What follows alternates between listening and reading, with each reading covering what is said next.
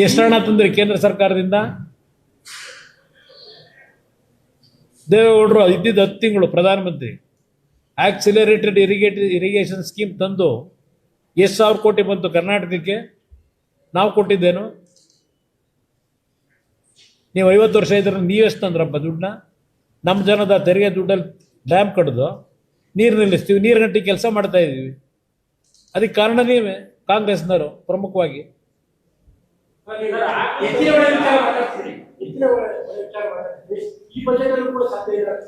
ಈಗ ಮೊನ್ನೆ CAG report ನೋಡಿದಿರ brother? Ettinahole ಪ್ರಾಜೆಕ್ಟ್ನಲ್ಲಿ ಏನೇನು ನ್ಯೂನತೆಗಳಾಗಿದೆ, ಕಳಪೆ ಗುತ್ತಿಗೆದಾರರು ಕೊಟ್ಟು ಎಷ್ಟು ಹಣ ವ್ಯರ್ಥ ಆಗಿದೆ. ಸುಮಾರು 2,900 ಚಿಲ್ಲರೆ ಕೋಟಿ ಈ ಕೆಲವು ಪಂಪ್ಗಳಿಗೆ, ಮೋಟ್ರ್ಗಳಿಗೆ ಯಾವುದಕ್ಕೋ ಖರೀದಿ ಮಾಡ್ಕೊಂಬಂದು ಇಟ್ಕೊಂಡ್ರಲ್ಲ, ಅವು ಪರಿಸ್ಥಿತಿ ಏನಾಗಿದೆ? ತೂಕಿಡಿದೋಗವೆ, ಒಂದು ಉಪಯೋಗ ಬರೋದಿಲ್ಲ. 2,900 ಕೋಟಿ ಖರ್ಚು ಮಾಡವ್ರೆ. CAG ರಿಪೋರ್ಟ್ ಇದೆ.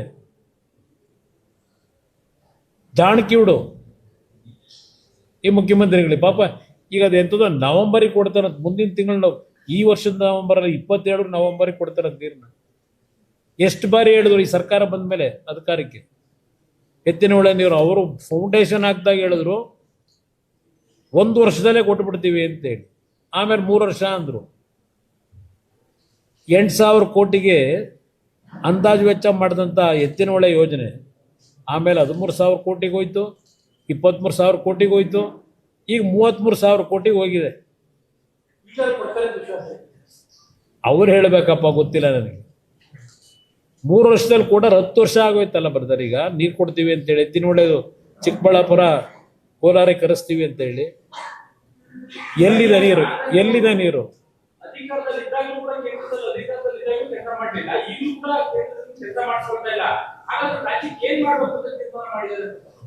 ರಾಜ್ಯ ದಿವಾಳಿ ಎಬ್ಸ್ ಹೋಗ್ಬೇಕು ಅನ್ನೋ ತೀರ್ಮಾನಕ್ಕೆ ಬಂದವ್ರೆ.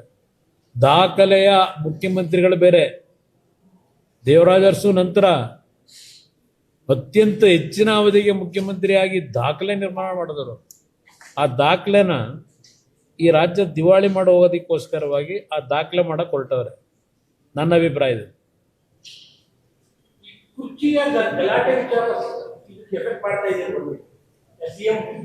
ಇಲ್ಲಿ ಸರ್ಕಾರ ಬಂದ ದಿನದಿಂದ ರಾಜ್ಯದ ಸಮಸ್ಯೆಗಳ ಬಗ್ಗೆ ಚಿಂತನೆ ಮಾಡಿಲ್ಲ. ಇವರ ಚಿಂತನೆ ಅವಧಿ ಏನು ಲೆಕ್ಕಾಚಾರ ಮಾಡ್ಕೊಂಡು ಕೂತ್ರು. ಆ ಅವಧಿದೇ ಚರ್ಚೆ ಇನ್ನೂ ನಡೀತಾ ಇದೆ. ಇವತ್ತು ಯಾರು ಚರ್ಚೆ ಮಾಡಬೇಕು ಅವ್ರು ಚರ್ಚೆ ಮಾಡ್ತಿಲ್ಲ. ಬೀದಿಲಿ ಚರ್ಚೆ ಮಾಡ್ಕೊಂಡು ಕೂತ್ಕೊಂಡ್ರೆ ಹೋಗ್ಲಿ. ರಾಜ್ಯದ ಸಮಸ್ಯೆ ಬಗ್ಗೆ ಯಾರಾದ್ರೂ ಒಬ್ರು ಚರ್ಚೆ ಮಾಡಿದ್ರ? ಮೆಕ್ಕೆಜೋಳ ಬೆಳೆದವನು ಇವತ್ತು ಮಾರಾಟ ಮಾಡೋಕ್ಕಾಗಲಿಲ್ಲ. ತೊಗರಿಬೇಳೆ ಬೆಳೆದ್ರು ಖರೀದಿ ಕೇಂದ್ರ ಇಲ್ಲ. ಹಲವಾರು ಕಡೆ ರಾಗಿ ಕೇಂದ್ರ ಇಲ್ಲ. ಅದೇನು ಚೀಲವೇ ಇಲ್ಲ ಅಂತಾರಲ್ಲ. ಖರೀದಿ ಮಾಡೋದಕ್ಕೆ ರೈತರು ಬೆಳೆದ ಬೆಳೆ ಖರೀದಿ ಮಾಡಲಿಕ್ಕೆ ಇನ್ನು ಚೀಲ ಹುಡುಕ್ತಾ ಕೂತವ್ರಂತಲ್ಲ. ಚೀಲ ತರ್ಸಕ್ಕಾಗಲಿಲ್ಲ ಇವ್ರ ಯೋಗ್ಯತೆಗೆ. ಇದು ಈ ಸರ್ಕಾರ ನಡೀತಾ ಇರೋದು. ಚೇಂಜ್ ಆಗ್ತಾರ ಬಿಡ್ತಾರ ನನಗೇನು ಗೊತ್ತು. ನಾನೇನು ಜ್ಯೋತಿಷ್ದನಲ್ಲ. ಅವ್ರ ಹೈಕಮಾಂಡ್ ತೀರ್ಮಾನ ಮಾಡ್ಕೋಬೇಕು. ನಮಗೆ ಇಲ್ಲಿ ಯಾರು CM ಆಗ್ತಾರೆ ಯಾರಾಗಲ್ಲ ನಮ್ಮ ಮುಖ್ಯ ಅಲ್ಲ. ಇವತ್ತು 136 ಸ್ಥಾನ ಕೊಟ್ಟರು ಜನ. ಇಲ್ಲಪ್ಪ ಒಳ್ಳೆ ಆಳ್ತಾ ಕೊಡಿ ಅಂತ. ನೀವು ಮಾಡ್ತಿರೋದೇನು? ಇವತ್ತು ನಡೀತಿರೋದೇನು ರಾಜ್ಯದಲ್ಲಿ? ದಾಖಲೆ ದಾಖಲೆ ದಾಖಲೆ ಅಂತ ಇವತ್ತು ಯಾವುದೋ ಪತ್ರಿಕೆಯಲ್ಲಿ ನೋಡಿದೆ. ಅದಂಥದ್ದು ಅಬಕಾರಿ ಸಚಿವರನ್ನ ರಕ್ಷಣೆ ಮಾಡೋಕ್ಕೋಸ್ಕರಲೇ ಎಲ್ಲ ವ್ಯೂಹ ರಚನೆ ಮಾಡಿದ್ದಾರಂತಲ್ಲ ಮುಖ್ಯಮಂತ್ರಿಗಳು. ಅಬಕಾರಿ ಸಚಿವರಿಗೆ ಕೇಂದ್ರ ಸರ್ಕಾರದಿಂದ ಟಾಸ್ಕ್ ಕೊಟ್ಟಿದ್ರು ಅವ್ರನ್ನ ರಕ್ಷಣೆ ಮಾಡೋಕ್ಕೆ ಅಂತ ಹೇಳಿ ಪತ್ರಿಕೆಯಲ್ಲಿ ಯಾವುದೋ ನೋಡಿದೆ. 25 ಲಕ್ಷ ರೂಪಾಯಿನ ಪೊಲೀಸ್ ಅಧಿಕಾರಿಯರು ಲೋಕಾಯುಕ್ತ ರೆಡ್ ಹ್ಯಾಂಡ್ ಆಗಿ ಹಿಡಿದು 3 ಜನ ಅಧಿಕಾರಿಗಳು ಯಾವ ದಾಖಲೆ ಕೊಡ್ಬೇಕ್ರಿ? ಅವತ್ತು ಆ 25 ಲಕ್ಷ ಸಮೇತ ಹಿಡಿದಾರಲ್ಲ ಅಧಿಕಾರಿಗಳನ್ನ. ಮಧ್ಯರಾತ್ರಿ 2 ಗಂಟೆವರೆಗೂ ಏನೇನು ನಾಟಕ ಆಡಿದ್ರಿ? ಯಾವ ಹಾಸ್ಪಿಟ್ಲಿಗೆ ಸೇರ್ಸೋದಕ್ಕೆ ಆ ಅಧಿಕಾರಿನ ಪ್ರಯತ್ನ ಪಟ್ಟು ಆಸ್ಪತ್ರೆ ಡಾಕ್ಟ್ರು ಅಯ್ಯೋ ಇಲ್ಲಪ್ಪ ನಮ್ಮ ಕುತ್ತಿಗೆ ಬರುತ್ತೆ ಅಂತ ಹೇಳಿ ಆಸ್ಪತ್ರೆ ಸೇರಿಸ್ಕೊಳ್ಳದೆ ಹೋದ್ಮೇಲೆ ಮಧ್ಯರಾತ್ರಿಲಿ ಆಗ ಏನೇ ಡ್ರಾಮಾ ಮಾಡಿದ್ರಿ ಗೊತ್ತಿಲ್ವಾ ನನಗೆ?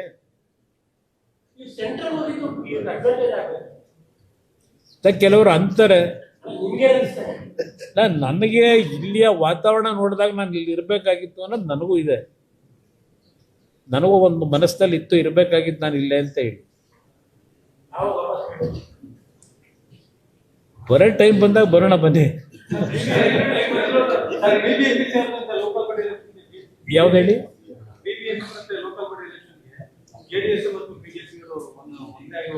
ಚರ್ಚೆ ಇನ್ನೂ ಮಾಡಿಲ್ಲ, ಚರ್ಚೆ ಮಾಡ್ತೀವಿ. ನಮ್ಮಲ್ಲಿ ಯಾವುದೇ ರೀತಿಯ ಸಮಸ್ಯೆಗಳಿಲ್ಲ. ಮುಕ್ತವಾದಂಥ ರೀತಿಯಲ್ಲಿ ಯಾವ ರೀತಿಯಲ್ಲಿ ನಾವು ಈಗಿನ ಈ ಒಂದು ಭ್ರಷ್ಟ ಕೆಟ್ಟ ಸರ್ಕಾರ ಇದೆಯಲ್ಲ ಇದನ್ನ ಹೋಗಲಾಡಿಸಿ ತೆಗೆದಾಕ್ತಕ್ಕಂಥದ್ದಕ್ಕೆ ಎರಡೂ ಪಕ್ಷಗಳು ನಾವು ಯಾವ ಥರ ಹೋಗ್ಬೇಕಾಗಿದೆ. ರಾಜ್ಯದ ಹಿತ ನಮಗೆ ಮುಖ್ಯ. ಪಾಪ ಹೇಳ್ತಾರೆ ಅದೆಂಥದ್ದು ದಾಖಲೆ ಅಂತ ಹೇಳಿ. ಯಾವ ದಾಖಲೆ ಕೊಡ್ಬೇಕು ಇವರಿಗೆ? ಅಪಾಯ ದಾಖಲೆ ಇಲ್ವಾ? ಆರ್ ಪೋಸ್ಟ್ದು ಇನ್ಯಾವ ದಾಖಲೆ ಬೇಕು?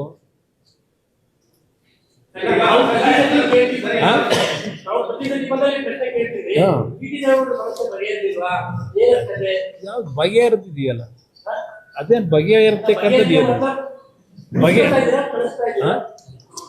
ಆಮೇಲೆ ಕಾಲ ಒಂದು ನಿರ್ಧಾರ ಮಾಡ್ತೀವಿ ಬನ್ನಿ. ಈಗ ಅವರು ನಮ್ಮ ಜೊತೆನಲ್ಲಂತೂ ಇಲ್ಲ. ನಮ್ಮ ಕಾರ್ಯಕರ್ತರು ಡಿಸ್ಟರ್ಬ್ ಆಗೋದ ಅವಶ್ಯಕತೆ ಇಲ್ಲ. ಅವರು ಮಾಧ್ಯಮದಲ್ಲಿ ಮಾತನಾಡೋದು ನೋಡಿದಾಗ ಎಲ್ಲೋ ಒಂದು ಕಡೆ ಅವರು ಸಿದ್ದರಾಮಯ್ಯನವರನ್ನ ಮೇಲಕ್ಕೆ ತಗೊಂಡೋಯ್ತವ್ರು ಆಕಾಶಕ್ಕೆ. ಅವ್ರು ಯಾರ್ಯಾರನ್ನ ಯಾವ್ಯಾವ ಸಂದರ್ಭದಲ್ಲಿ ಮೇಲೆ ತಗೊಂಡೋಯ್ತಾರೋ, ಯಾರನ್ನ ಕೆಳಗಿಳಿಸ್ತಾರೋ, ಈ ಒಂದು 15 ವರ್ಷದ ರಾಜಕೀಯ ನೋಡಿದ್ರೆ ಒಂದು ಅವ್ರ ನಡವಳಿಕೆ ನೋಡಿದ್ದೀವಿ.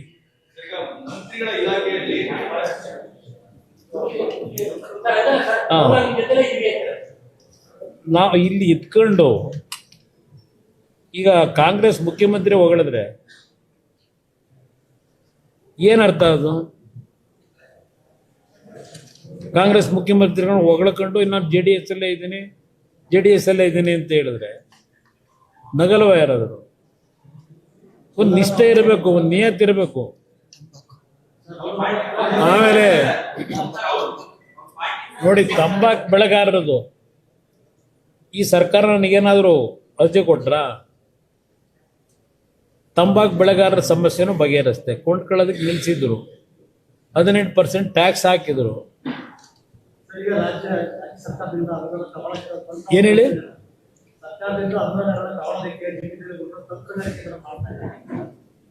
ಯಾಕೆ ಬೇರೆ ಶಾಸಕರುಗಳು ಆಗಿದ್ದ ತಂತ್ರಗಾರಿಕೆ ಮಾಡೇ ದುಡ್ಡು ತಗೊಂಬಂದವ್ರ? ಈ ಸರ್ಕಾರದಲ್ಲಿ ಏನೋ ಕಮಿಷನ್ ಅಂತಾರಲ್ಲ, ಯಾವ ತಂತ್ರಗಾರಿಕೆ ಬೇಕಿಲ್ಲ. ಯಾವ್ದಾದ್ರು ಇಲಾಖೆಗೆ ಹೋಗಿ ನೀವು ಅದೇನೋ ಪರ್ಸೆಂಟೇಜ್ ಫಿಕ್ಸ್ ಮಾಡ್ಕೊಂಡವ್ರಲ್ಲ, ಕೊಟ್ರೆ ಯಾರು ಬೇಕಾದ್ರೂ ಹೋಗಿ ಇಲ್ಲಿ ದಲ್ಲಾಳಿಗಳು ಹೋಗ್ಬಿಟ್ಟು ತಗೊಂಬರ್ಬೋದು, ಮಿಡ್ಲ್ ಮ್ಯಾನ್ಗಳು. ಆ ರೀತಿ ಆಡಳಿತ ನಡೀತಾ ಇದೆ. ತಂತ್ರಗಾರಿಕೆ ಏನು ಬೇಕಿಲ್ಲ ಫಂಡ್ಸ್ ತರಕ್ಕೆ ಈ ಸರ್ಕಾರದಲ್ಲಿ.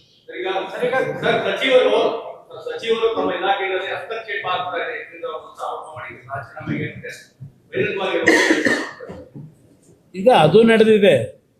ಇಲ್ಲ ಏನೂ ಆಗಿಲ್ಲ ಅಂತ ಹೇಳಿದ್ರಲ್ಲ. ಆಮೇಲೆ ಮಾತಿದ್ರು ಇದೆಲ್ಲ ಮಾಧ್ಯಮದ ಸೃಷ್ಟಿ ಅಂತಾರೆ, ಮಾತೆತ್ತಿದ್ರೆ.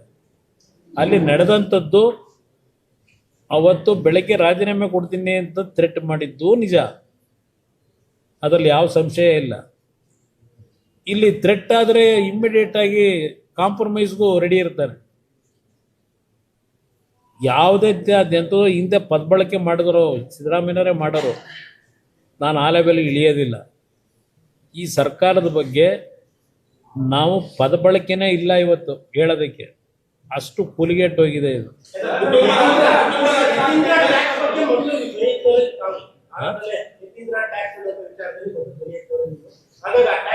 ಅದು ನಡೀತಾ ಇದೆ ಅಂತಲೇ ನಾನು ಹೇಳಿದ್ದದು, ಹೆಸರಿಟ್ಟಿದ್ದೆ ಅದಕ್ಕೆ.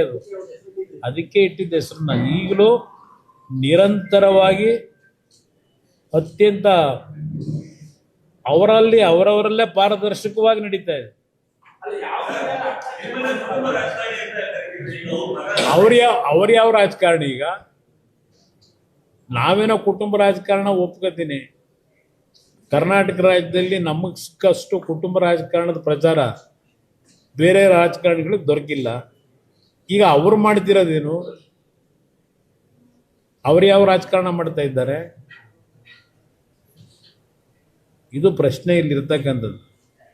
ಇಲ್ಲಿ ಕುಟುಂಬ ರಾಜಕಾರಣ ಆಗೋದಕ್ಕಿಂತ ಹೆಚ್ಚಾಗಿ ನಮ್ಮ ಪಕ್ಷದ ನಾನು ಹೇಳೋದಾದ್ರೆ, ನಾನು ಇವತ್ತು ಬೇರೆ ಯಾರು ಬೇಕಾದರೂ ಅಧ್ಯಕ್ಷರಾಗಿ ನಾವು ಪಕ್ಷ ಕಟ್ತೀವಿ ಅಂದ್ರೆ ಬಿಟ್ಕೊಡಕ್ಕೆ ತಯಾರಾಗಿದ್ದೀನಿ. ಏನು ಮಾಡೋದು? ನಮ್ಮ ಪರಿಸ್ಥಿತಿ ಹಂಗಿಲ್ವಲ್ಲ. ಇಲ್ಲಿ ಅವ್ರಿಗಾದ್ರೆ ರಾಷ್ಟ್ರೀಯ ಪಕ್ಷ, ಅವ್ರಿಗೆಲ್ಲ ಆಲ್ಮೋಸ್ಟ್ ಆಲ್ ಈಗ ಒಂದು ಲೆವೆಲ್ ಓಟ್ ಇರ್ತದೆ. ನಾವು ಒಂದು ಓಟಿಂದ ಶುರು ಮಾಡಬೇಕಲ್ಲ ನಮ್ಮ ಪಕ್ಷ ಬೆಳೆಸೋಕ್ಕೆ. ನಾವು ಸಂಪೂರ್ಣವಾದ ಟಾರ್ಗೆಟ್ ಇರೋದೆ JDS. ಅದರಲ್ಲೂ ದೇವೇಗೌಡರು ಕುಮಾರಸ್ವಾಮಿನ ಯಾವ ರೀತಿ ಮುಗಿಸಬೇಕು, ಅವ್ರ ಕ್ಯಾರೆಕ್ಟರ್ ಅಸಾಸಿನೇಷನ್ ಮಾಡಬೇಕು, ಯಾವ ರೀತಿ ಕ್ಯಾರೆಕ್ಟರ್ ಅಸಾಸಿನೇಷನ್ ಮಾಡೋಕ್ಕೆ ಅವ್ರ ಪೊಲೀಸ್ ಇಲಾಖೆ ಉಪಯೋಗ ಮಾಡ್ಕೋಬೇಕು, ಇದು ನಡೀತಾ ಇರತಕ್ಕಂಥದ್ದು ನಿರಂತರವಾಗಿ ಸರ್ಕಾರದಲ್ಲಿ ನಡೀತಾ ಇದೆ. SIT ಅಂತಕ್ಕಂಥದ್ದು ಇರ್ತಕ್ಕಂಥದ್ದು ಒಂದು ಪ್ರಮುಖವಾಗಿ ನಮ್ಮನ್ನು ಮುಗಿಸ್ತಕ್ಕಂಥದ್ದು. ಈಗ ಒಂದು ಉದಾಹರಣೆ ಕೊಡ್ತೀನಿ. ಪಾಪ ರಮೇಶ್ ಕುಮಾರ್ ಅವರು ಒಂದು ಹೇಳಿಕೆ ಕೊಟ್ಟರು. ನಮ್ಮ ಕೋಲಾರದ ಮಾಜಿ ಸ್ಪೀಕರು ಕುಮಾರಸ್ವಾಮಿ ಅವರು ಡೆಲ್ಲಿಲಿ ಮಂತ್ರಿ ಆದಮೇಲೆ ನಾನು ಫಾರೆಸ್ಟ್ ಇಲಾಖೆಯವ್ರಿಗೆ ಅಲ್ಲೇಳಿ MOFಗೆ ಇವ್ರಿಗೆ ತೊಂದರೆ ಕೊಟ್ಟು ನೋಟಿಸ್ ಹೊಡಿಸಿದ್ದೀನಿ ಅಂತ ಒಂದು ಹೇಳಿಕೆ ಕೊಟ್ಟರು. ನನಗೆ ತೊಂದರೆ ಕೊಡ್ತಾವ್ರೆ ಅಂತೆ. ನನಗೆ ಸಂಬಂಧ ಇಲ್ಲದೆ ಇರೋದು ನನ್ನ ಹೆಸರು ತಂದರು. ನಾನು ಎಲ್ಲೂ ಚರ್ಚೆ ಮಾಡಿರಲಿಲ್ಲ. ಅವರಿಗೆ ನೋಟಿಸ್ ಯಾಕೆ ಕೊಟ್ಟರು ಫಾರೆಸ್ಟ್ ಇಲಾಖೆಯವರು? ಅಲ್ಲಿ ಅವರು ಏನು ಅರಣ್ಯ ಇಲಾಖೆಯ ಭೂಮಿಗಳನ್ನು ಒತ್ತುವರಿ ಮಾಡ್ಕೊಂಡಿದ್ದಾರೆ. ಕಳೆದ 20 ವರ್ಷಗಳಿಂದ, 20 ಇನ್ನೂ ಜಾಸ್ತಿನೇ ಆಗಿರ್ಬೋದು, ಯಾವ್ಯಾವ ಅಧಿಕಾರಿಗಳನ್ನು ದುರುಪಯೋಗ ಪಡಿಸ್ಕೊಂಡು, ಯಾವ್ಯಾವ ಸಂಸ್ಥೆಗಳನ್ನು ದುರುಪಯೋಗ ಪಡಿಸ್ಕೊಂಡು ಆ ಒತ್ತುವರಿ ಭೂಮಿನ ಉಳಿಸ್ಕೊಳ್ಳಲಿಕ್ಕೆ ಪ್ರಯತ್ನ ಪಟ್ಟಿದ್ದಾರೆ. ಏನು ಇಲ್ಲ ಸತ್ಯ ಹರಿಶ್ಚಂದ್ರ ನಾನು ಅಂತಾರೆ. ನಾನು 35-38 ವರ್ಷದಿಂದ ಇಲ್ಲೇ ನಿಮ್ಮ ನಜರ್ಬಾದು ಅಲ್ಲೊಂದು ಕಾಂಪ್ಲೆಕ್ಸ್ ಅಲ್ಲಿ ಚೆನ್ನಾಂಬಿಕಾ ಚಿತ್ರಮ ಹಂಚಿಕೆದಾರನಾಗಿದ್ದೆ. ಇಲ್ಲೂ ನಾನು ಸ್ವಲ್ಪ ದಿವಸ ಇದ್ದೆ ಮೈಸೂರಲ್ಲಿ. ಅಲ್ಲಿ ಸಂಪಾದನೆ ಮಾಡಿದ ದುಡ್ಡಲ್ಲಿ 83-84ರಲ್ಲಿ ಒಂದು 45 ಎಕರೆ ಲ್ಯಾಂಡ್ ಖರೀದಿ ಮಾಡಿದ್ದೆ. ನಾನು 83-84ರಲ್ಲಿ ಮಹಾನ್ ನಾಯಕರು ಸಿದ್ದರಾಮಯ್ಯ ಅವರು ಏನು ರಾಜ್ಯದ ಸಂಪತ್ತನ್ನು ಉಳಿಸಾರಿ. ಇವ್ರ ಯೋಗ್ಯತೆಗೆ ಆ ನೈಸ್ ಯೋಜನೆ ಹೆಸರಿನಲ್ಲಿ ಲೂಟಿ ಆಯಿತು. ಸದನ ಸಮಿತಿ ಕೇಳ್ರಿ, ಸದನ ಸಮಿತಿ ರಿಪೋರ್ಟ್ ಕೊಟ್ಟರು ಅಲ್ಲಿ ಏನೇನು ಅಕ್ರಮ ಆಗಿದೆ ಅಂತ ಹೇಳಿ. ಓಹೋ, ಈ ರಾಜ್ಯ ಉಳಿಸೋರು ಮಹಾನ್ ನಾಯಕರು, ಈ ಮುಖ್ಯಮಂತ್ರಿ ಮೊನ್ನೆ ಹೈಕೋರ್ಟಲ್ಲಿ ತೀರ್ಮಾನ ಕೊಟ್ಟಿದ್ದಾರೆ. ಏನ್ ಮಾಡಿದಿರಿ? ಇಷ್ಟು ವರ್ಷ ಆಯ್ತಲ್ಲ, ನಂದು ಯಾವುದೋ 4 ಎಕರೆ ಭೂಮಿ ಒತ್ತುವರಿ ಮಾಡಿಬಿಟ್ಟಿದ್ದೀನಿ ಅಂತ. 4 ಎಕರೆನ 83ರಲ್ಲಿ ಖರೀದಿ ಮಾಡಿದ್ದು. ಹೌದಪ್ಪ, ನಾನು ಇವತ್ತಿನವ್ರಿಗೆ ಬಾಯಿ ಬಿಟ್ಟಲ್ಲಿ ಹೇಳಿದ್ದಕ್ಕೆ ನಾನು ಹೇಳ್ತಾ ಇದ್ದೀನಿ ಅಷ್ಟೇ. ನೀವು ಸಿದ್ದರಾಮಯ್ಯ ನಿಮ್ಮ ಟಾರ್ಗೆಟ್ ಅಂದ್ರಲ್ಲ, ಅದಕ್ಕೆ ನನ್ನ 4 ಎಕರೆ ಭೂಮಿ ವಶಪಡಿಸ್ಕೊಳ್ಳೋಕ್ಕೆ SIT ರಚನೆ ಮಾಡ್ತಾರೆ. SITನ ಇತಿಹಾಸದಲ್ಲಿ ಯಾವುದೂ ಗೊತ್ತಿಲ್ಲ ನನಗೆ. ನನ್ನ 4 ಎಕರೆ ಭೂಮಿ, ನನಗೆ ಇನ್ನೂ 4 ಎಕರೆ ಸರ್ಕಾರ ಉಳಿ ಕೊಡಬೇಕಲ್ಲಿ. ನಾನು ಖರೀದಿ ಮಾಡಿರೋದಕ್ಕೆ ಶಾರ್ಟೇಜ್ ಇದೆ. ನಾನು ತಗೊಂಡಿರೋ ಭೂಮಿ ಇಷ್ಟು ಹಿಂಸೆ ಕೊಡ್ತಾ ಇದ್ದೀರಲ್ಲ, ಯಾವ್ಯಾವ್ದು ಉಳಿಸಿದ್ಯಪ್ಪ? 65 ಎಕರೆ ಫಾರೆಸ್ಟ್ ಲ್ಯಾಂಡ್ನ ಸ್ವೇಚ್ಛಾಚಾರವಾಗಿ ಕೊಟ್ಟಿದ್ದೀರಲ್ಲಪ್ಪ ಸಂಘ ಸಂಸ್ಥೆಗಳು ಕ್ಯಾಬಿನೆಟ್ನಲ್ಲಿಟ್ಟು.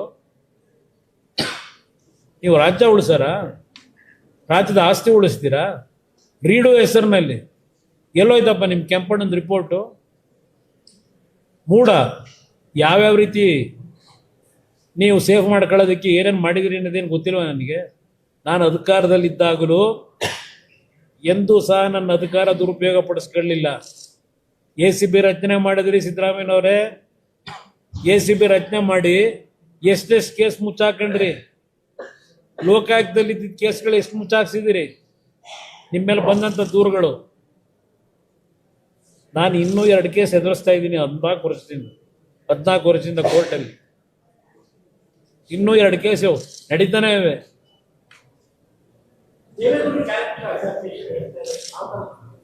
ಅವರ ಒಂದು ಏನ್ ನಡೆದಿದೆ ಫ್ಯಾಮಿಲಿನಲ್ಲಿ ಅದು ಪ್ರತಿನಿತ್ಯ ಯಾವ ರೀತಿ ಪ್ರಚಾರನೂ ಕೊಟ್ಕೊತಾರೆ. ದೇವೇಗೌಡರನ್ನ ಈ ವಯಸ್ಸಿನಲ್ಲಿ ಕುಗ್ಗಿಸ್ಬೇಕಲ್ಲ, ಇದಕ್ಕೆ ಇವತ್ತು ಇದೆಲ್ಲ ಒಂದು ಹುನ್ನಾರ ನಡೆಸ್ಕೊಂಡು ಹೊರಟಿದ್ದಾರೆ. ಸಿದ್ದರಾಮಯ್ಯನವರು ದೇವೇಗೌಡರ ಜೊತೆ ಬೆಳೆದು ಪಾಪ ಅವ್ರಿಗೆ ಕೊಟ್ಟಿರ್ತಕ್ಕಂಥ ಒಂದು ದೊಡ್ಡ ಕೊಡುಗೆ ನಾವು ಯಾರು ಜೀವನದಲ್ಲಿ ಮರೆಯಕ. ಏನು 30 ಲಕ್ಷ SIT ಅಧಿಕಾರಿಗಳಿಗೆ ಬಹುಮಾನ ಬೇರೆ ಅಂತೆ, ಬಹುಮಾನ ಬೇರೆ. ಇತಿಹಾಸದಲ್ಲಿ ಯಾರು ನಾನು ವೀರಪ್ಪನಿಗೆ ಕೊಟ್ಟಿದ್ದು ಒಂದು ನೋಡಿದ್ದೆ, ವೀರಪ್ಪನದು ಇದರಲ್ಲಿ ಕೆಲಸ ಮಾಡಿದಂಥ ಅಧಿಕಾರಿಗಳಿಗೆ. ಅದು ಬಿಟ್ಟರೆ ನೆಕ್ಸ್ಟ್ ಇಲ್ಲೇ ಕೊಟ್ಟಿರೋದು 30 ಲಕ್ಷ ರೂಪಾಯಿ ಇದಂತೆ ಬಹುಮಾನ SIT ಅವರಿಗೆ. ಯಾವ ಕಾರಣಕ್ಕೂ ಸಾಧ್ಯ ಇಲ್ಲ. ಈ ರಾಜ್ಯದಲ್ಲಿ JDSನ ಲಕ್ಷಾಂತರ ಕಾರ್ಯಕರ್ತರು ಇನ್ನೂ ಬದುಕಿದ್ದಾರೆ, ಅವ್ರ ಪಕ್ಷ ಉಳಿಸ್ತಾರೆ. ಮೈಸೂರು ಜಿಲ್ಲೆನಲ್ಲಿ ಮುಂದಿನ ಚುನಾವಣೆ JDS BJP ಎರಡೂ ಪಕ್ಷಗಳು ಜೊತೆಗೂಡಿ 11 ಸೀಟ್ ಏನಿದೆ ಮೈಸೂರಿನಲ್ಲಿ 11ಕ್ಕೆ 11 ಸೀಟ್ನು ಗೆದ್ದರೂ ಆಶ್ಚರ್ಯ ಪಡಬೇಡಿ. ಏನ್ ಹೇಳಿ, ಬೇಕಾದಷ್ಟು ಜನ ಅಭ್ಯರ್ಥಿಗಳವರೇ ಬರ್ತಾರೆ, ಅವ್ರದ್ದೇ ಯಾಕೆ ಹೇಳ್ತೀರಿ? ಇಲ್ಲ, ಅವರ ನಮ್ಮ ಜೊತೆನಲ್ಲಿ ಸದ್ಯಕ್ಕಂತೂ ಇಲ್ಲ. ಅವರು ಬೇರೆ ಬೇರೆ ಪಕ್ಷದ ನಾಯಕರ ಜೊತೆ ಬ್ಯುಸಿ ಆಗಿದ್ದಾರೆ. ಅದರ ಬಗ್ಗೆ ನಾನೇ ಯಾಕೆ ಚರ್ಚೆ ಮಾಡಲಿ? ಚಾಮುಂಡೇಶ್ವರಿ ಕ್ಷೇತ್ರದಲ್ಲಿ ಇವತ್ತು ಅಭ್ಯರ್ಥಿ ಆಗ್ತಕ್ಕಂಥ ವಿಷಯದಲ್ಲಿ ದೊಡ್ಡ ಮಟ್ಟದಲ್ಲೇ ತಯಾರಾಗಿದ್ದಾರೆ ಎಲ್ಲರೂ. ಕಾರ್ಯಕರ್ತರ ಒಂದು ಅಪೇಕ್ಷೆ ಮೇರೆಗೆ ಏನು ತೀರ್ಮಾನ ಮಾಡಬೇಕು ಇಲ್ಲ, ಅದು ಅದ್ರ ಬಗ್ಗೆ ಪದೇ ಪದೇ ಚರ್ಚೆ ಮಾಡಿ ನಾವು ಅವ್ರ ಬಗ್ಗೆ ಚರ್ಚೆ ಮಾಡೋದು ಅರ್ಥ ಇಲ್ಲ. ದಯವಿಟ್ಟು ನನ್ನ ಮಾಧ್ಯಮದ ಮಿತ್ರರಿಗೆ ಆ ಹೆಸರನ್ನ ಪದೇ ಪದೇ ನನ್ನ ಮುಂದೆ ಕೇಳಲೇಬೇಡಿ.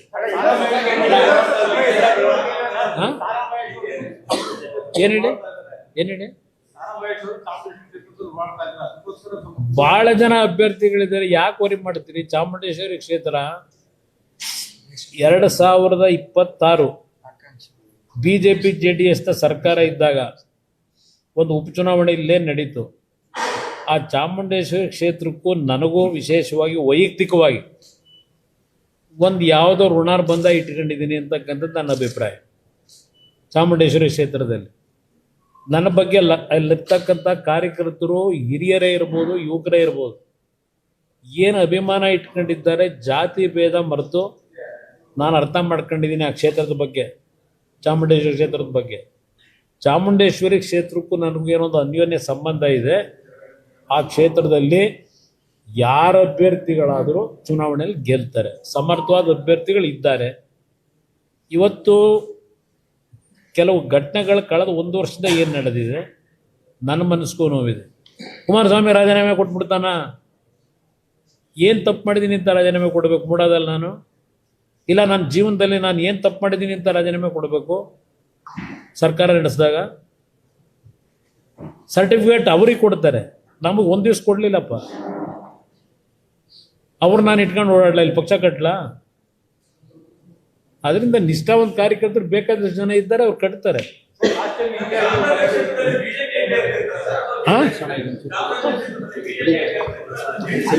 ಇಲ್ಲ, ಚಾಮರಾಜ ಕ್ಷೇತ್ರದಲ್ಲಿ ಈಗ ಅದರ ಬಗ್ಗೆ ಯಾವುದೇ ರೀತಿಯ ಗೊಂದಲ ಇಲ್ಲ. ಇಲ್ಲಿ JDS BJP ಪ್ರಶ್ನೆಗಿಂತ ಹೆಚ್ಚಾಗಿ ನಾವು ಗೆಲ್ಲಬೇಕಷ್ಟೇ. 11ಕ್ಕೆ 11 ಸ್ಥಾನ ಗೆಲ್ಲಬೇಕು. BJP ಅಭ್ಯರ್ಥಿ ಸಮರ್ಥಿದ್ದಾರೆ ಅಂತಕ್ಕಂಥದ್ದು BJP ಅಭ್ಯರ್ಥಿ ನಿಲ್ತಾರೆ. ಸರ್ ಮಾಡಿ ಇನ್ನು 2 ವರ್ಷ ಟೈಮ್ ಇದೆ ಬ್ರದರ್, ಯಾಕೆ ವರಿ ಮಾಡ್ತೀವಿ? ಗ್ಯಾರಂಟಿ ನ್ಯೂಸ್, ಸುದ್ದಿ ಖಚಿತ, ನ್ಯಾಯ ನಿಶ್ಚಿತ.